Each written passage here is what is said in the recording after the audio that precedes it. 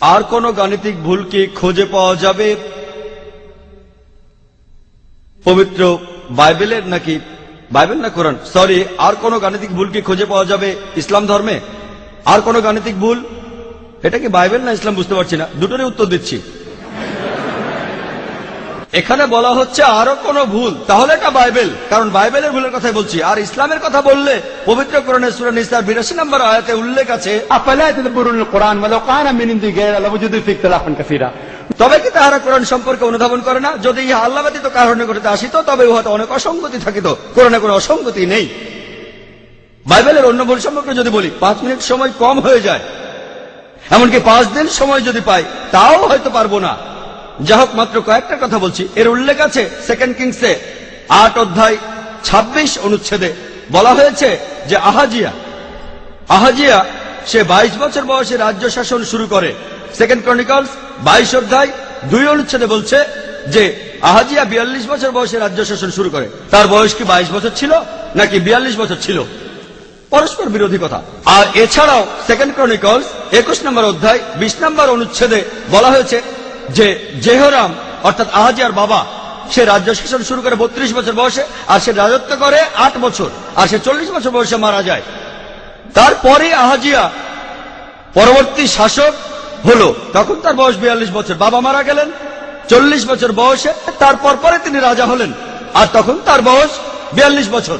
কিভাবে ছেলের বয়স বাবার চাইতে 2 বছর বেশি হয়?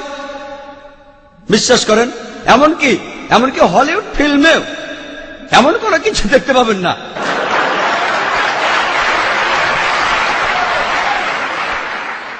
হলিউডের ফিল্মে আপনি ইউনিকর্ন দেখতে পারেন, যেটার কথা আমি আগে বলেছি। ককাট্রাইস দেখতে পারেন, বাইবেলেও বলা আছে ককাট্রাইস। আর দেখতে পারেন ড্রাগন, দেখতে পারেন সাপ। কিন্তু সেখানেও এটা দেখতে পাবেন না যে কোনো ছেলে তার বাবার চেয়ে 2 বছরের বড়। এটা কোনো অলৌকিক কাজও নয়, অলৌকিক ভাবে এটা সম্ভব নয়, অসম্ভব। অলৌকিক ভাবে কুমারী মায়ের গর্ভে সন্তান জন্মাতে পারে, কিন্তু অলৌকিক ভাবে এটা হবে না যে ছেলে তার বাবার চেয়ে 2 বছরের বড়। এরপর যদি পড়েন, বাইবেলে উল্লেখ আছে 2 স্যামুয়েলসে 24 নম্বর অধ্যায় 9 অনুচ্ছেদে। এখানে যে সমস্ত লোক যুদ্ধে অংশ নিয়েছিল তাদের একটা লিস্ট দেয়া আছে। 2 স্যামুয়েলসে 24 নম্বর অধ্যায় 9 অনুচ্ছেদে বলা আছে যেসব লোক যুদ্ধ করেছিল, মোট 8 লক্ষ ইসরায়েলি যুদ্ধে অংশগ্রহণ করেছিল, আর ছিল জুডার 5 লক্ষ মানুষ। যদি আপনারা অন্য জায়গায় দেখেন, 1 ক্রনিকলসে 21 নম্বর অধ্যায়ের 5 অনুচ্ছেদে বলা আছে যে 11 লক্ষ মানুষ সে যুদ্ধে অংশগ্রহণ করেছিল। তারা ছিল সবাই ইসরায়েলবাসী, আর 10,460 জন জুডার লোক যুদ্ধ করেছিল। সেখানে কি 8 লক্ষ মানুষ যুদ্ধ করেছিল ইসরায়েলের লোকজন, নাকি সেই যুদ্ধে 11 লক্ষ লোক ছিল? জুডা থেকে কি 5 লক্ষ মানুষ যুদ্ধে এসেছিল, নাকি 10,460 জন? এটা একটা পরস্পর বিরোধী তথ্য। এছাড়াও এর উল্লেখ আছে বাইবেলে আছে 2 স্যামুয়েলসে 6 নম্বর অধ্যায় 23 নম্বর অনুচ্ছেদে যে মিশাল অর্থাৎ সলের মেয়ে, তার কোনো সন্তান ছিল না। 2 স্যামুয়েলসে 21 নম্বর অধ্যায় 8 অনুচ্ছেদে সলের মেয়ে মিশেলের 5টা ছেলে ছিল।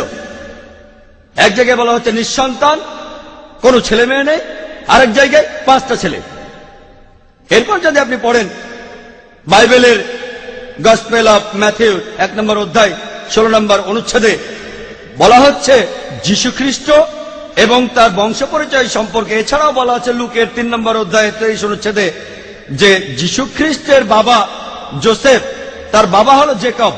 ম্যাথিউ 1 নম্বর অধ্যায় 16 অনুচ্ছেদে, আর লুকের 3 অধ্যায় 23 অনুচ্ছেদে যিশুর বাবা যোসেফ আর তার বাবা ছিল হিলি। এখন যিশুর বাবা যোসেফের কি 2 জন বাবা ছিল?